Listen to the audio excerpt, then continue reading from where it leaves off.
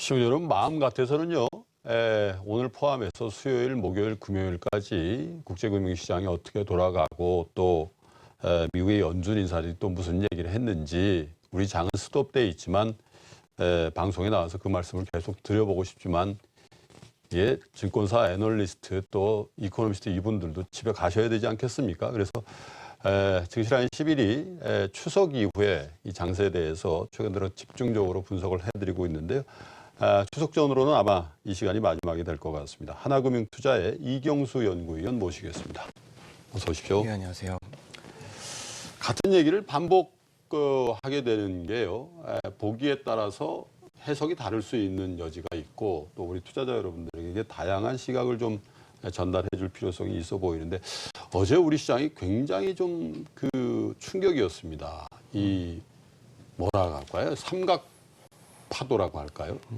그런 이제 악재들이 참 한꺼번에 몰려왔는데 오늘은 분위기가 좀 달라 보이는데 이 어제 우리 장을 규정했던 북핵 리스크라든지 저 삼성전자의 갤럭시라든지 리콜 사태라든지 금리 인상 우려 이런 것들에 대해서 우리 이경수 위원께서는 어떻게 이 재료로서 평가를 하십니까?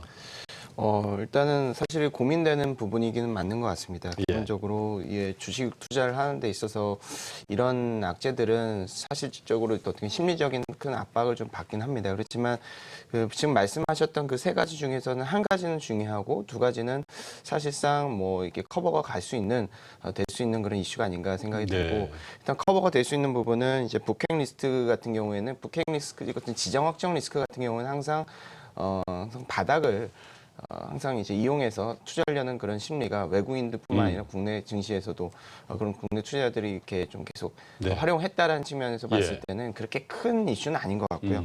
그 갤럭시 노트 7 같은 경우는 워낙 삼성전자가 글로벌 업체고 이거에 대한 사후 서비스를 잘 할 것 같습니다. 그래서 굉장히 좀 삼성전자의 어떤 이미지 브랜드의 어떤 이제 훼손이 되지 않는다면 요거 역시도 어떻게 보면 우리가 커버할 수 있는 그런 이슈다라고 생각이 들고 있고 다만 이 미국 기준금리 인상 같은 경우는 조금 다르게 생각해야 될 것 같아요. 그래서 10년 동안 계속해서 미국은 제로 금리를 통해서 자국 통화를 하락시켜서 수출 경기를 좋게 하면서 내수 경기를 도모하는 데 어느 정도 좀 성공을 했고 그렇지만 이 기준금리를 인하했을 때 마이너스 금리를 했을 때 과연 이머징이라든지 여타 국가들이 같이 회피를 했었느냐라는 걸 봤을 때는 사실 그렇지는 않았거든요. 그래서 미국만 지금 경기가 좋았고 이제 미국이 살아나기 시작을 했기 때문에 지네들의 어떤 통화 가치를 다시 올리겠다. 왜냐하면 부채 비율 높아지고 우리가 국가의 디폴트 위험이 있으니까 일단 돈을 회수한다는 측면인데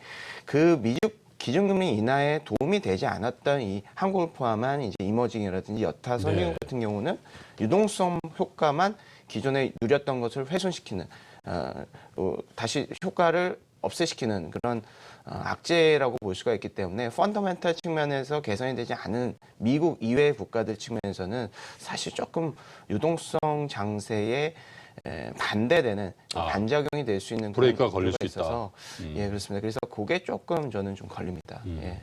근데 참 이게 이 분석자의 입장에서 이거를 참 예상한다는 게 저는 거의 신의 영역인 것 같아요. 그리고 지금까지 보면요, 금리 인상 시점을 정확히 맞춘 이코노미스트나 애널리스트 거의 못 본 것 같거든요. 그래서 이걸 가지고 계속 분석을 해가지고 어떤 투자 판단을 하라고 하는 것 자체가 이게 쉽지 않은 일이다 이런 생각은 들긴 하더군요. 맞습니다. 예. 그래서 사실은 저는 이제 계량 분석, 퀀트 담당하는 이제 애널리스트인데 제가 사용하는 방법은 이제 예상을 하기보다는 전일 아침에 조금 빨리 일어나서 달러 인덱스의 변화값이라든지 EMBI 신흥국 시장의 어떤 채권 가상금리의 변화 아니면 국제유가라든지 CIB 지수, 국제유가 이런 것들의 변화값이 어느 정도 변했는지를 일단 보고 일단 9월달에 예를 들어서 기준금리 인상을 한다 안 한다 이거는 사실 약간 좀 정치적인 이슈가 있을 수도 있을 것 같습니다. 9월 이제 대선도 있고 지금 본인의 어떤 현재 어떤 여건이라고 해야죠. 지금 집권당 측면에서 어떻게 보면 좀 바뀔 수도 있는 측면도 있고 아니면 계속 유지가 될 수 있는 측면에서 이거를 책임지고 기준금리를 인상할 수 있는 그런 카드가 되느냐라는 측면에서 조금 약간 의견이 분분할 것 같아요. 그래서 12월 정도 저희는 좀 생각을 하고 있는데 그렇지만 일단 기존의 뭐 뉴욕 증시라든지 뭐 달러 인덱스의 향방이라든지 지금 급락을 만약에 달러 인덱스가 급락을 했다라고 하면 사실 이제 기준금리 인상에 대한 어떤 가능성보다는 약간 계속해서 인상이 미뤄지는 비둘기파적인 어떤 발언이 이어지면서 유동성 장세가 좀 이어질 것이다라고 생각할 수가 있는 거고 그렇지가 않고 이제 달러 인덱스가 이제 급등을 했다, 국제유가가 급락을 했다라는 측면으로 보면 사실상은 기준금리 인상의 가능성이 조금 높구나 이렇게 생각할 수도 있을 것 같아요. 그래서 지금은 저희는 그런 것들을 예상하기보다는 아침에 이제 봐서 업데이트를 해서 우리가 이제 그 정도의 확률이 어느 정도 됐느냐 약간 대응적인 측면에서 우리가 활용해야 될 것 같습니다. 그렇군요. 그러니까 이제 뭐 이 리서치 센터장님들이라든지 또 이런 이코노미스트들, 그러니까 큰 그림을 보는 분들하고 미국 금리 인상이 되냐 안 되냐, 시기가 어디냐 이걸 논의하다 보면 이게 거의 그 소설 수준이라고요. 그렇죠, 그렇죠. 물론 이제 제가 이코노미스트를 폄하하는 게 아니라 너무 이 주장하는 그 변수들도 맞습니다. 다양할 뿐더러 또 연준 인사들의 얘기 자체가 워낙 이랬다 저랬다 많이 해서요. 근데 이제 우리 이경수 의원처럼 그 미시적인 접근을 하는 분들은 가능성이 조금 올라갔습니까? 가능성이 조금 내려갔습니다. 이렇게 할 수 있는 거는 좀 참고할 만한 일이겠군요. 그래서 지난 밤하고 오늘 새벽하고 차이가 뭡니까? 그러면? 그러니까 이제 어제 같은 경우는, 그러니까 이제 어제죠. 전일 뉴욕 증시 전전일 같은 네. 경우에는 이게 리스크 온이라고 표현을 하죠. 그러니까 글로벌 IB들이 어떻게 보면 자금을 글로벌 금융시장을 운용하는 데 있어서 예. 돈을 쏠 때가 있습니다. 그러니까 달러 인덱스가 떨어지면서 아까도 말씀드렸지만 EMBI도 떨어지고 채권보다는 주식을 선호하고 이런 식으로 약간 리스크 테이킹 현상이 높아지는 그런 모습이 관찰이 됐습니다. 2일 전에는. 그렇지만 그래서 리스크 테이킹이 조금 완화되는, 죄송합니다. 약간 완화되면서 안전 자산 선호가 나타나는 그런 모습이 관찰이 됐는데 어제는 또 말씀하신 것 같이 그 반대 현상이 일어났거든요. 그래서 이 시장의 어떤 그 리스크 테이킹에 대한 네. 그 체감하는 정도를 예상하는 건 사실 좀 쉽지는 않고 저는 이제 뉴욕 증시의 낙폭이라든지 올라갔던 그 정도 상승폭이 어느 정도인지를 파악을 하고 요게 이제 예를 들어서 1% 넘는 이 등락이다라고 하면 요게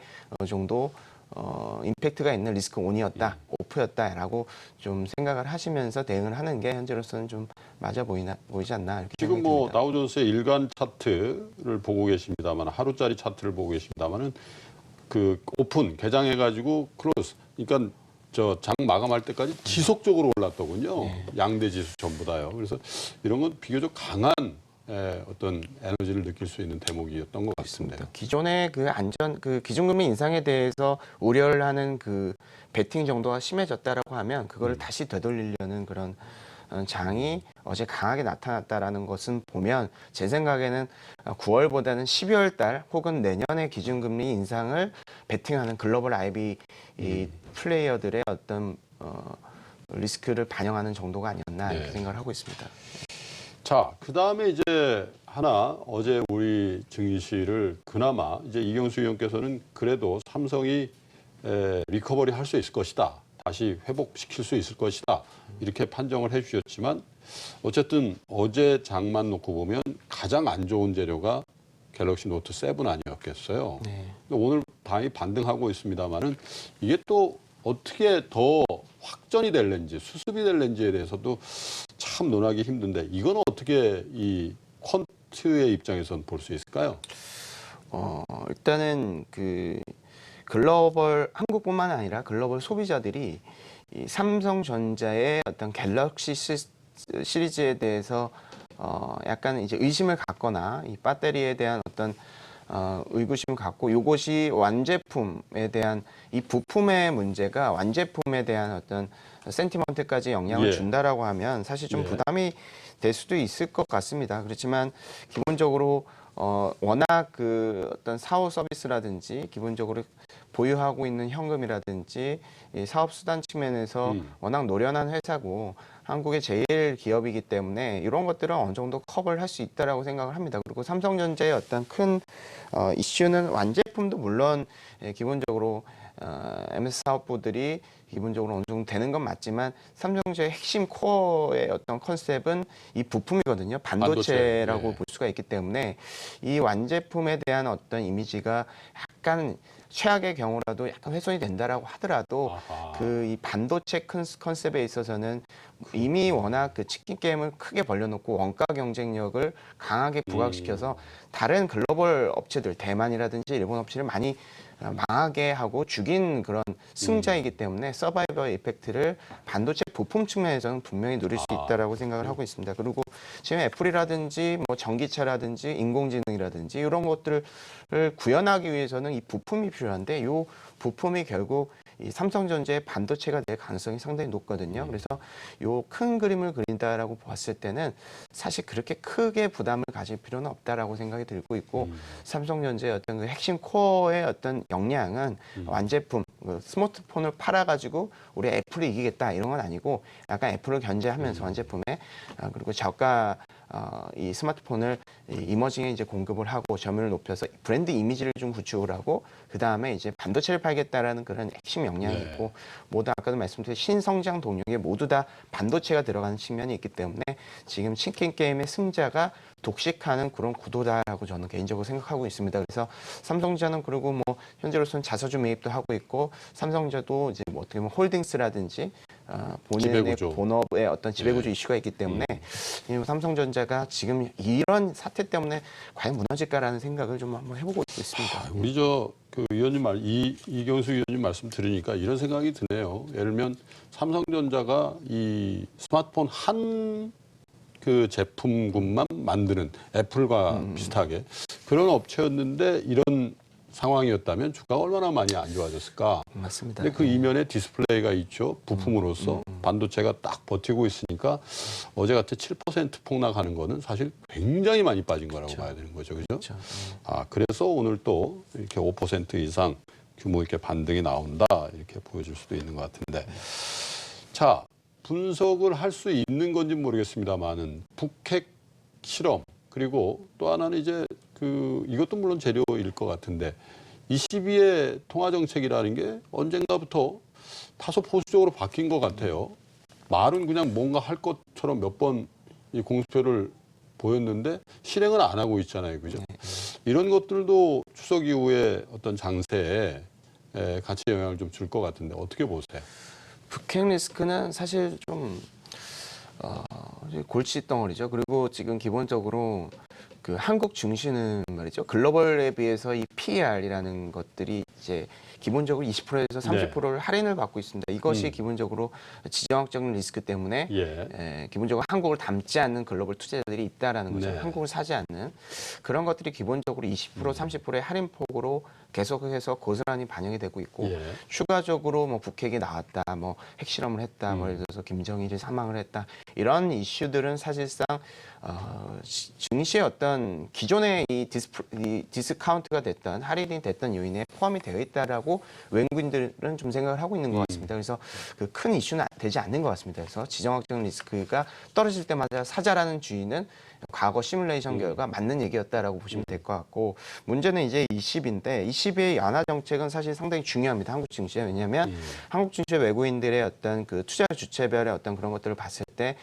미국은 기준금리를 인상한다는 그런 스탠스를 보유를 하고 있고 그런 측면에서 봤을 때 한국을 사는 외국인들의 국적을 보면 북미보다는 유럽 쪽이 대단히 많아졌다라는 거죠. 그리고 영국 쪽이 특히 많고요. 그래서 이 유럽 이제 유럽 중앙은행의 어떤 그 재정 정책의 향방이 상당히 중요한데 지금 기준금리 ECB가 계속해서 양적 완화 정책을 그러니까 돈을 푸는 정책을 많이 못하는 이유는 미국의 눈치를 좀 보는 것 같습니다. 그리고 이런 약간 정치적인 이슈가 있고 미국이 기준금리를 인상할 때는 사실상 이 여타 그 선진국 어떻게 보면 동맹국이라고 볼 수가 있는데 이 국가들의 어떤 그 스탠스가 같이 일어나야지 본인들의 기준금리 인상에 대한 어떤 임팩트가 이 효과가 상당히 크거든요. 그래서 이런 약간 정치적인 이슈가 있기 때문에 기본적으로 연말까지는 미국이라든지 유럽이라든지 일본 같은 이 기축 통화를 가지고 있는 국가들의 어떤 양적 완화 정책은 조금 완화될 수 있다라는 측면으로 저희는 좀 이해를 하고 있고요.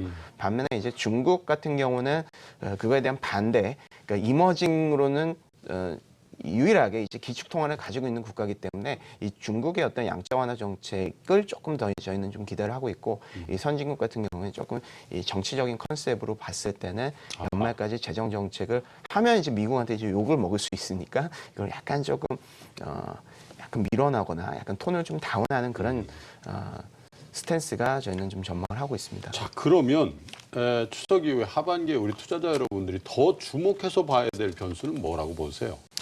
하반기에는 기본적으로 올해는 어제 이제 하락세에도 저희 이제 뭐 눈치를 채신 분도 있겠지만 환매, 그 펀드 환매가 사실 기관 투자자들 측면에서 상당히 골칫덩어리입니다. 그래서 지금 대형주 펀드 같은 경우에는 올해 한 4.9조 원 정도, 한 5조 원 정도 환매가 됐고요. 중소형주 펀드 같은 경우는 4,500억 원 정도 환매가 됐습니다.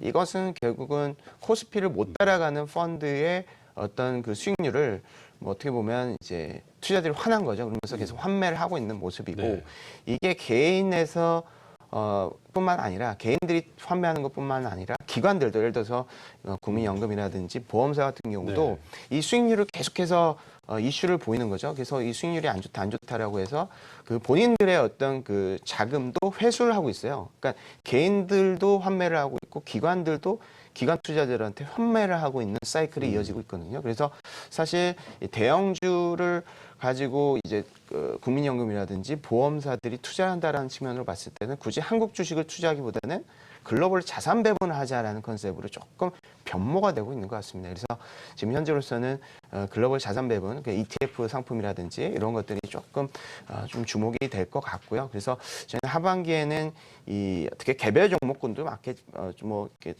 똘똘한 개별 종목, 저평가하고 성장성 있는 개별 종목군들의 어떤 강세도 나타날 수 있겠지만 점진적으로 ETF라든지 글로벌 주식이라든지 이런 것들에 조금 관심을 갖는 전략이 어떨까 생각이 들고요. 지금 이런 펀드 환매에 대한 이슈가 지금 여의도에서는 상당히 좀 큰 화두가 되고 있습니다. 그걸 좀 저희도 같이 이해할 필요는 있다 이렇게 생각을 하고 있습니다. 오히려 기관들의 수급 또 개인들의 환매에 대한 어떤 입장 뭐 이런 것들이 하반기에 지금까지 논의했던 그런 재료들보다 훨씬 더 직접적인 장세에 영향을 줄 수 있는 재료다 이렇게 보시는 거군요.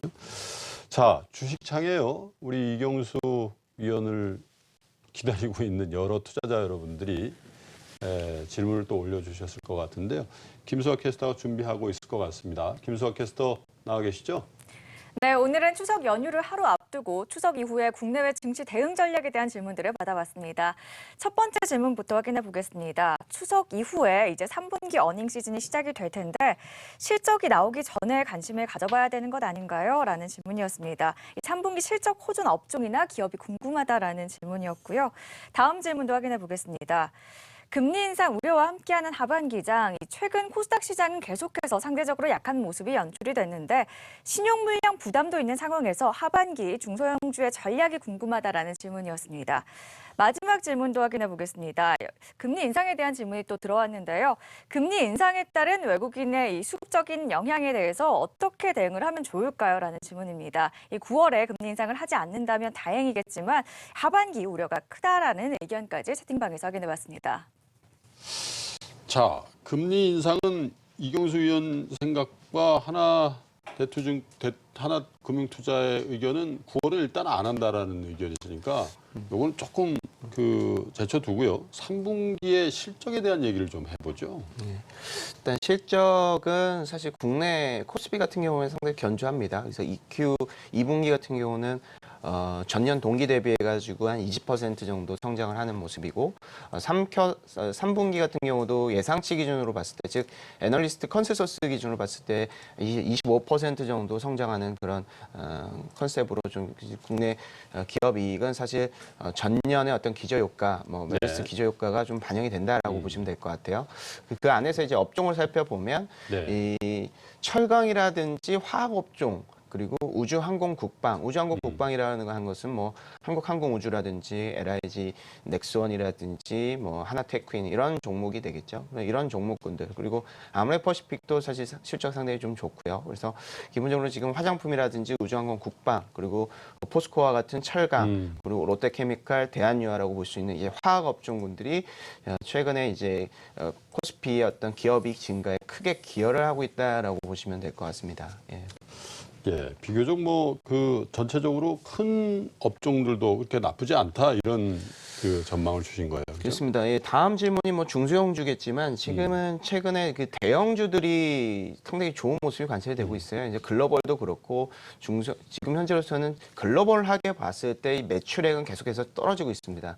글로벌 인구 증가도 조금 떨어지고 그러면 새로운 이머징 국가도 나타나지 않기 때문에 글로벌 국가 측면에서 봤을 때 성장성은 좀 떨어지고 있거든요. 이 네. 와중에서는 사실은 대형 국가라든지 대형사들이 잘할 수밖에 없어요. 왜냐하면 이 부품 회사에 대한 어떤 원가 압박을 줄 수가 있거든요. 그래서 이 원가를 확 쳐서 치킨 게임을 할 수가 있는 그런 구조다라고 보시면 될 것 같고 그런 측면에서 이 대형주들의 어떤 그 원가 하락 압력에 살아남은 중소형주들은 사실은 상당히 좀 강력하게 상승할 수 있겠지만 여타 기본적으로 뭐 평균 에버리지가 다 잘한다라고 보기는 어려운 그런 상황이라고 보시면 될 것 같습니다. 그러니까 결국 이제 대형 업체다라는 게 중요한 게 아니라 그 시장에서 가격을 결정하는 주도권을 가지고 있는 회사가 결국 물론 그런 회사들이 뭐 대형 업체들이 많이 포진돼 있겠습니다만 그런 회사가 하반기 내내 주목을 받을 가능성이 많고 그 중간 어딘가에 삼성전자도 포진하고 있다 이렇게 보시는 것 같습니다. 하나금융투자의 이경수 연구위원과 함께했습니다. 고맙습니다. 명절 잘 보내십시오. 예, 명절 잘 보십시오.